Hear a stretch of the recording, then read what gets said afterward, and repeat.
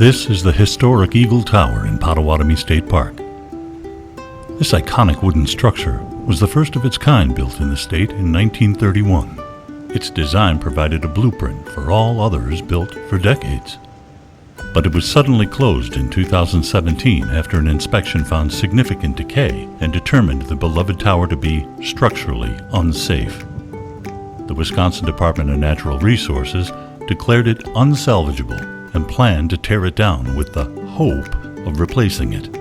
But the Sturgeon Bay Historical Society Foundation was skeptical and sprung into action, commissioning their own expert study that concluded the tower could, in fact, be completely restored. Thus began a 7-year political battle involving the DNR, the legislature, and the governor's office, all while the tower continued to rot. Meantime, a dedicated group of citizens kept after those at the Capitol and successfully worked to get the tower on the state and national register of historic places. But by 2023, Eagle Tower was on life support and in danger of collapse, and the governor finally approved $500,000 in emergency funding to stabilize it and another $500,000 to restore it, proving once again that if it were not for the hard work and determination of the people, this piece of history would likely have been lost to us all. Well, good morning. Breezy one this morning up here. So, welcome to the Potawatomi Observation Tower. 75 feet above the floor of Potawatomi State Park. You might hear some construction equipment down there. They are still kind of cleaning up. This place only opened up last week, so they're doing some cleanup. They got a local excavating company here. Looks like they're getting ready to spread gravel.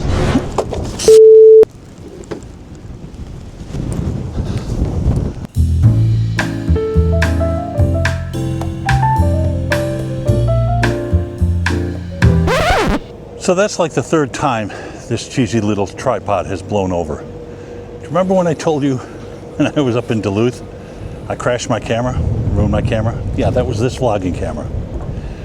It blew over.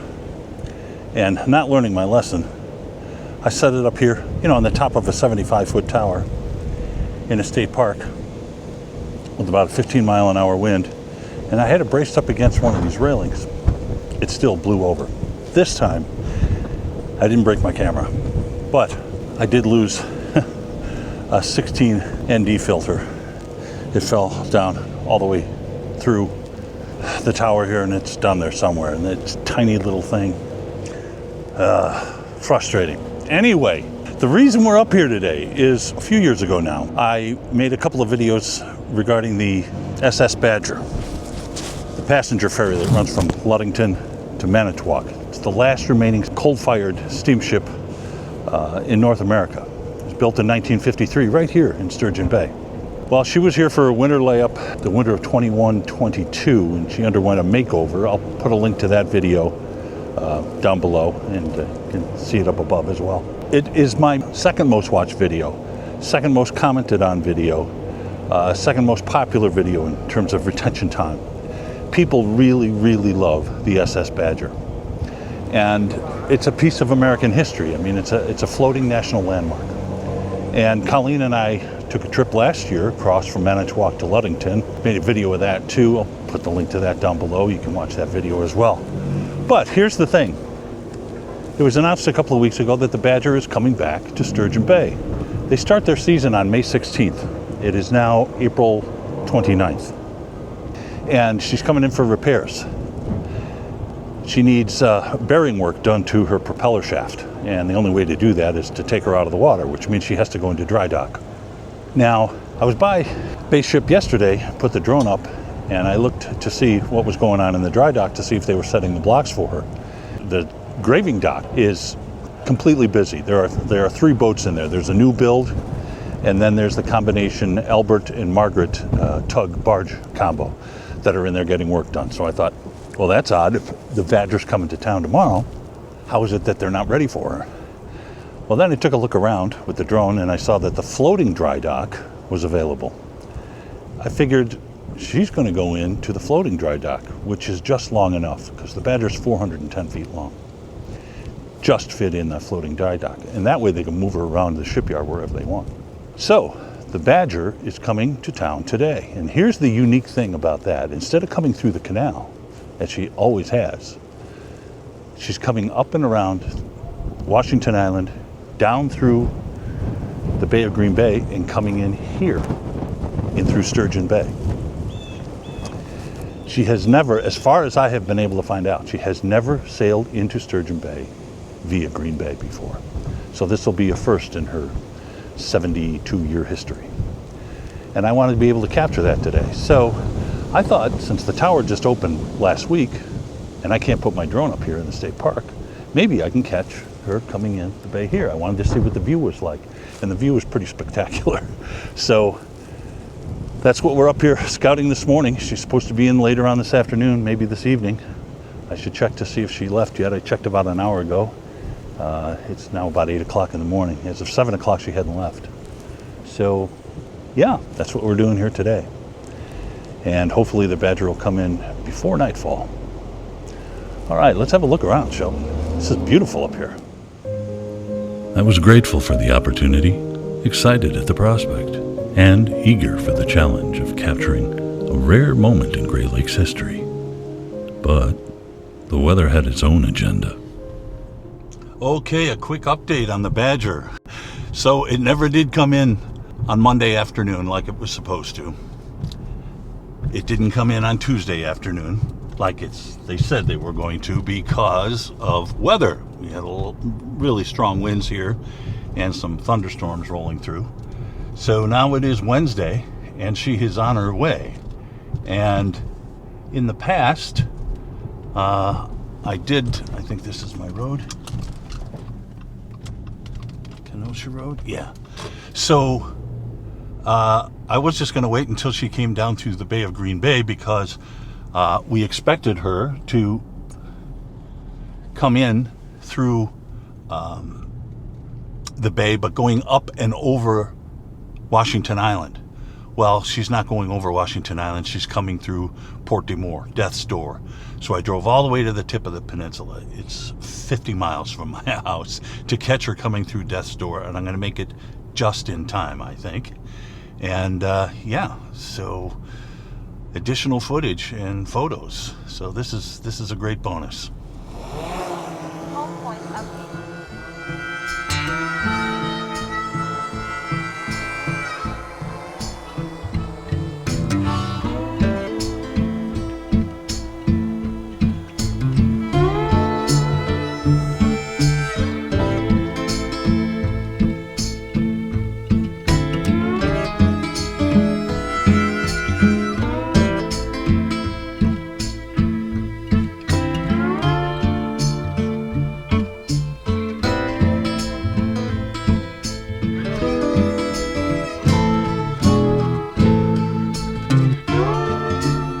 She plowed through the treacherous currents of Death's Door like a boss at 14 knots. Try as I might, I never could quite catch up to her. But it was wonderful to see her steaming through the waters of Green Bay with Washington Island as a backdrop. And if I hurried, I just might be able to catch up to her coming past the headlands and Ellison Bluff.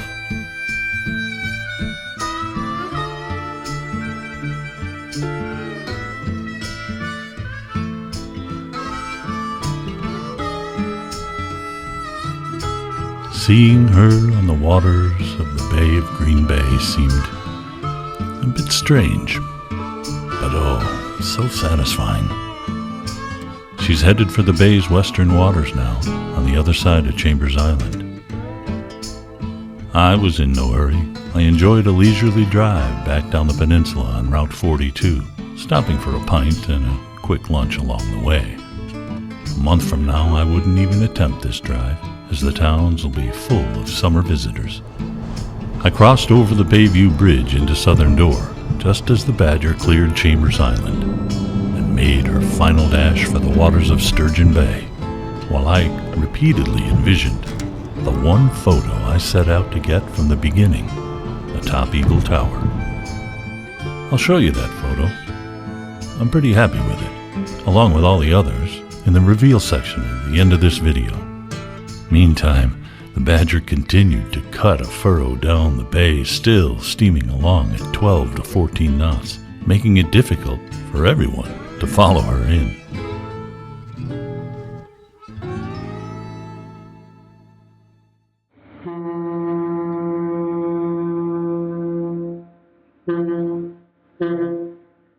So she came screaming in here a lot faster than anybody thought. Probably around 8 knots or so. She has to slow down when she hits the canal, though. Or not the canal, but the channel. But now the question remains, is there enough time to get to the next location, my buddy Grant Willem's house? We'll see. Here we go. Missed it. She's already in. She's pulling in right now. Unbelievable how fast she came through here. I'm not that upset about it, and I'll tell you why. But right now I got to get the drone up. We're not used to seeing boats come in that fast. All right. Let's get over there, huh?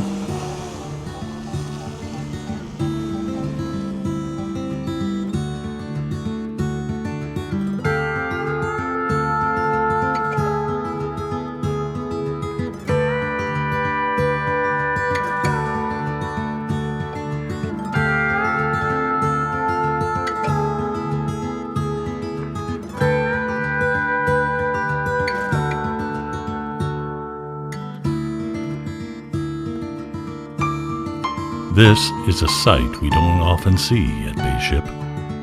With no bow thrusters, the Badger pivots and executes a 180-degree turn, artistically stirring up the muddy bottom of the bay in a chocolatey swirl.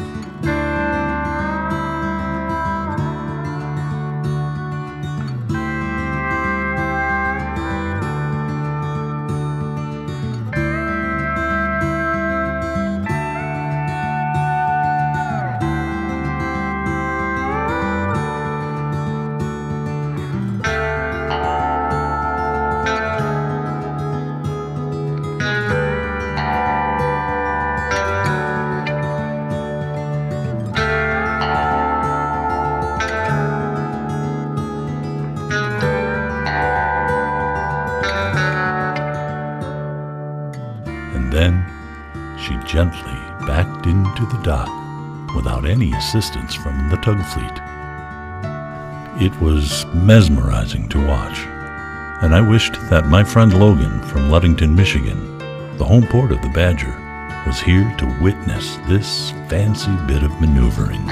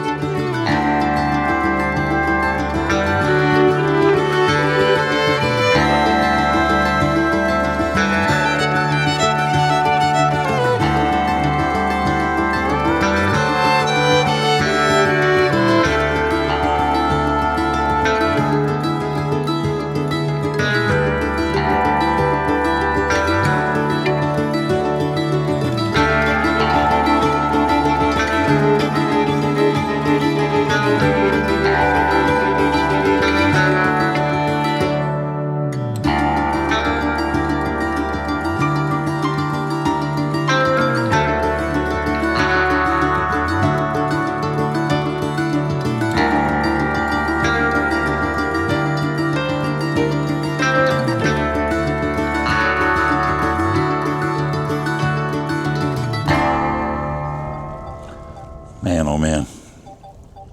Time to bring her home at 40% battery. And I am a half mile out.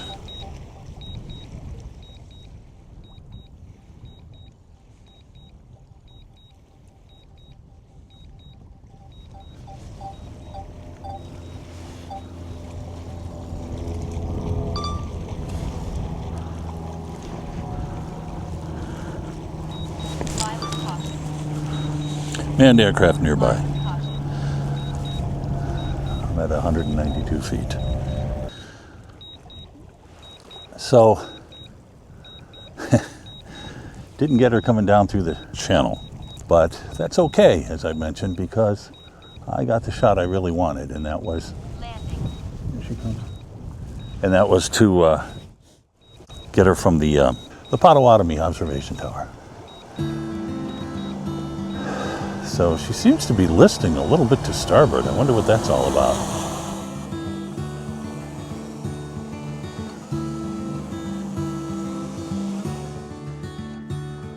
Okay, so now to go home and put all of this together.